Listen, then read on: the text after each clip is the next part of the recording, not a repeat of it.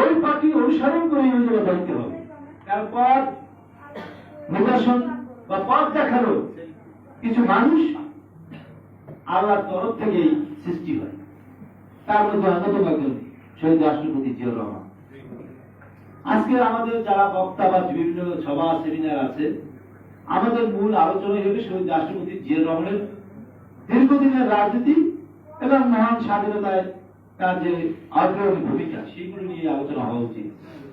আমরা সেই আলোচনাই করতে চাই, কারণ বাংলাদেশ জাতীয়তাবাদী জিয়া সৈনিক দল, আমরা ওইরকম একটি সংগঠন তৈরি করছি, ওইরকম একটি সংগঠনের নেতৃবৃন্দ আমরা সৃষ্টি করতেছি, যারা সত্যিকার জিয়া রহমানের নামের সাথে সংযুক্ত থেকে তার আদর্শ লালন পালন করতে পারে এবং বুক ফুলিয়ে বলতে পারে যে আমি অন্যায়ের সাথে নাই, আমি দুর্নীতির সাথে নাই, আমি নির্যাতনের সাথে নাই, আমি নিপীড়নের সাথে নেই, আমি বৈষম্যের সাথে আছি।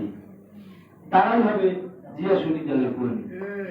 আমি কোন আয়রন করা সার, বাড়িওয়ালা গাড়িওয়ালা, বড় বড় চাকরিজীবী, আমি কিন্তু তাদেরকে খুঁজি না। আমি খুঁজি কার ভিতর জিয়ার আদর্শ আছে, যারা মানুষকে ভালোবাসে, যারা দেশকে ভালোবাসে, যারা এই দেশকে নিয়ে চিন্তা করে। আমরা যারা আমাদের করলো তাদেরকে। জিয়া সৈনিক দল সারা বাংলাদেশে প্রতিটা জেলায়, প্রতিটা থানায়, প্রতিটা ইউনিয়নে, প্রতিটা ওয়ার্ডে শত শত কর্মী তৈরি হবে ইনশাআল্লাহ। আপনারা ইতিমধ্যে দেখেছেন, আপনারা এইখানে অনেকগুলি মিডিয়া আছে, সবাই একটু ঘাটাঘাটি করে দেখবেন। বাংলাদেশ জাতীয়তাবাদী জিয়া সৈনিক দলের কোন একটা কর্মী আজ পর্যন্ত এই যে 5ই আগস্টের পরে কোথাও কোন ধরনের কোন কেলেঙ্কারির শিকার হয়নি।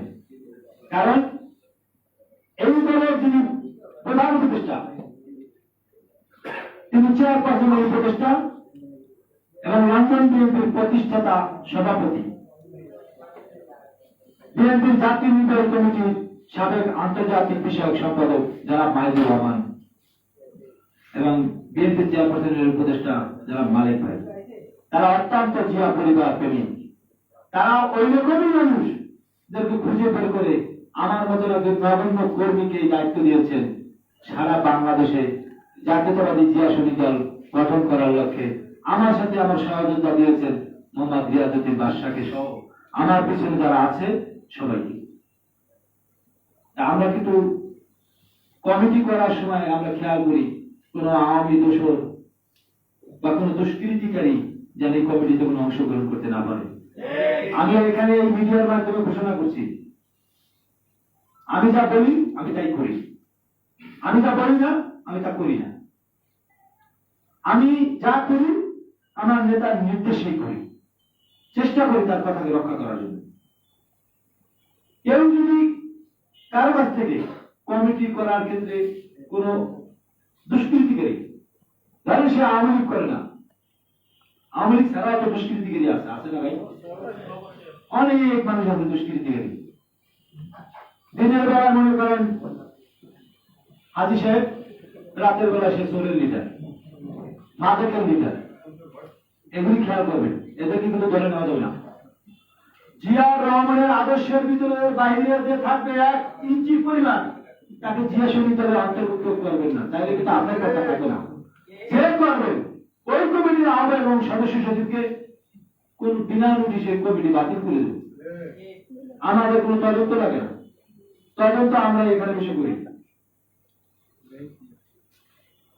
মানে করা নির্দেশ। জিয়া পরিবারের বাইরে, জিয়া পরিবারের আদর্শের বাইরে যারা রাজনীতি করবে, যারা আধিপত্য বিস্তারের জন্য রাজনীতি করবে, খুন খারাপির সাথে জড়িয়ে যাবে, টেন্ডারবাজির সাথে জড়িয়ে যাবে, চাঁদাবাজির সাথে যারা জড়িয়ে যাবে, তাদেরকে জিয়া সৈনিক দলের কোনো অবস্থান হবে না। বাংলাদেশের এই মুহূর্তে একটি সবচেয়ে বড় একটা সংকট চলছে। আমরা দীর্ঘ 17টি বছর আন্দোলন করেছি একটি ভোট দেওয়ার জন্য। সেই ভোটের আন্দোলনের জন্যই বাংলাদেশের 17 কোটি 18 কোটি মানুষ দেশনায়ক তারেক রহমানের নির্দেশে 19শে জুলাই আমরা কিন্তু রাজপথে সবাই ঝাঁপিয়ে পড়েছি। যারা কোঠা সংস্কারের আন্দোলন করেছে তারা সবাই ভার্সিটি ছাত্র ভাই। ভাই ভার্সিটি ছাত্র যারা তারা পাস করবেন, তারা চাকরি করবেন, তাদের কোঠা মুক্ত হলে তারা চাকরি করতে পারবে মেধায়। কিন্তু কোনো রিক্সাওয়ালার কোঠা লাগে না, কোনো সবজিওয়ালার কোঠা লাগে না, কোনো দোকানদারের কোঠা লাগে না। তারা কেন রাজপথে আসছে? আমরা আসছি দেশ নায়ক তারেক রহমানের নির্দেশে। কেন আসছি? এই কোটা আন্দোলনের সাথে যারা যুক্ত ছিল, বাংলাদেশ জাতীয়তাবাদী ছাত্র দল সহ ৬২টা রাজনৈতিক দল যারা গণতান্ত্রিক রাজনৈতিক আন্দোলনের সাথে যুক্ত ছিল, তাদের ছাত্র সংগঠনের নেতা কর্মীরা এই জুলাই বা আগস্টের কোঠা আন্দোলনের সাথে তাদের সম্পৃক্ততা ছিল। তাদেরকে রক্ষা করার জন্য ১৯৭১ সালে যেমন দেশের মানুষকে রক্ষা করার জন্য জিয়াউর রহমান একটি ভূমিকা নিয়েছে, দেশ স্বাধীনতার ডাক দিয়েছে। আপনারাও জেনে রাখেন ১৯শে জুলাই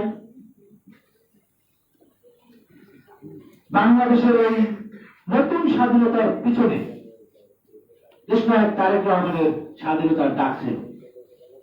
সেই ডাকে কোটি কোটি মানুষ আমরা রাজপথে চলে আসছি, হাজার হাজার মানুষ মৃত্যুবরণ করছি। আজকে যারা উপদেষ্টা কমিটিতে আছে, ২ জন ছাত্র ব্যতীত যারা আছেন, সবাই কিন্তু অরাজনৈতিক। আমরা বিভিন্ন সুশীল রাজনীতি আর সুশীল রাজনীতি আর আমরা কিন্তু এক জিনিস না। আমরা কিন্তু ইতিমধ্যে দেখেছি যে এই সংস্কারের নামে বাংলাদেশের মানুষের সামনে, ১৮ কোটি মানুষের সামনে যে সংস্কার নামক একটি মূলা ঝুলিয়েছে, সে মূলা কিন্তু আপনারা হজম করতেছেন। আমাদের সামনে কিন্তু মূলা আসে না। আপনারা যেখানে যাবেন, দুর্নীতি কিন্তু এখনো বন্ধ হয়নি। কোন দপ্তরে দুর্নীতি বন্ধ হয় নাই, কোন দপ্তরে টাকা নেওয়া বন্ধ হয় নাই। তাহলে আপনি কি সমস্যা করবেন? আপনি সংস্কারের নামে বাংলাদেশের নির্বাচনকে বিলম্বিত করার জন্য আপনার ক্ষমতার মস্তক ধরে রাখার জন্য আপনি নতুন একটা স্বৈরাচার রূপ ধারণ করতেছেন। আমার কাছে যেটা মনে হয়, এই চেয়ারগুলো খুব ভয়ঙ্কর চেয়ার। ক্ষমতার মস্তকে যে চেয়ারগুলো আছে, এই চেয়ারগুলো খুবই ভয়ঙ্কর। এ জায়গা ভালো মানুষ বসলো, কিছুদিন পর তাদের রূপ চেঞ্জ হয়ে যায়। কেন চেঞ্জ হয়ে যায়? ওই জায়গায় তো বসলে কারিগরি টাকা কামানো যায়, নিজেদের বংশ, আত্মীয় স্বজন সবাইকে এস্টাবলিশ করা যায়। তারা সম্মানের জন্য ওখানে ক্ষমতার চেয়ার চেপে ধরে বসে থাকে না।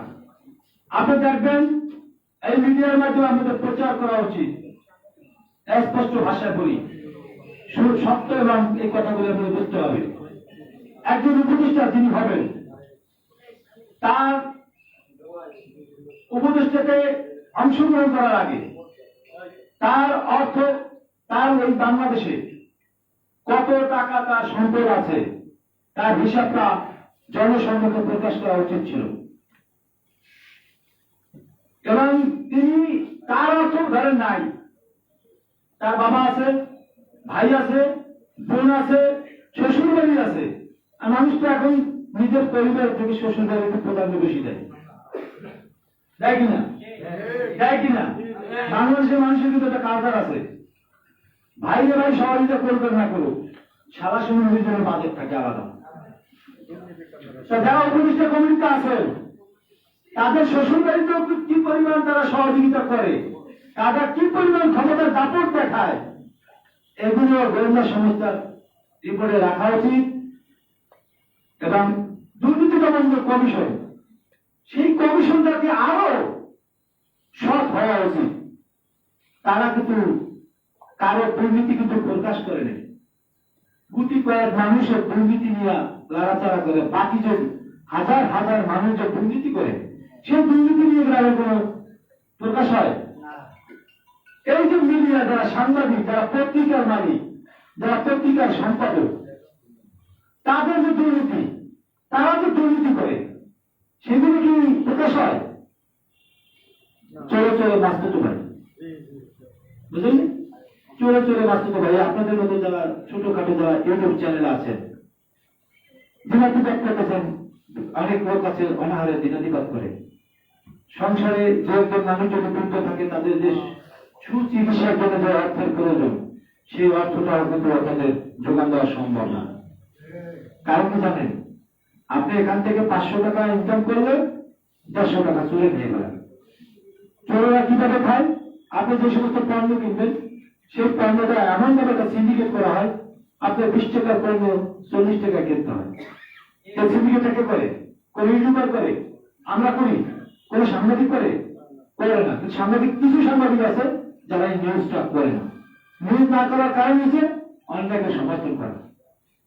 আপনারা কি অন্যায় সমর্থন করবেন? অন্যায় সমর্থন করেন আপনারা?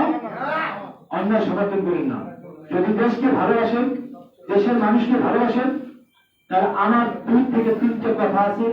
এই 2-3টা কথা ব্যক্তিগতভাবে আপনারা পোস্ট করবেন, জনগণের মাঝে ছড়িয়ে দেবেন। আমরা সংস্কারের ডাক্তার দেশনায়ক তারেক রহমান দিয়েছিলেন 31 দফা সংস্কার হবে। এরপরে কোন সংস্কার লাগে? সে সংস্কারটা কবে হবে?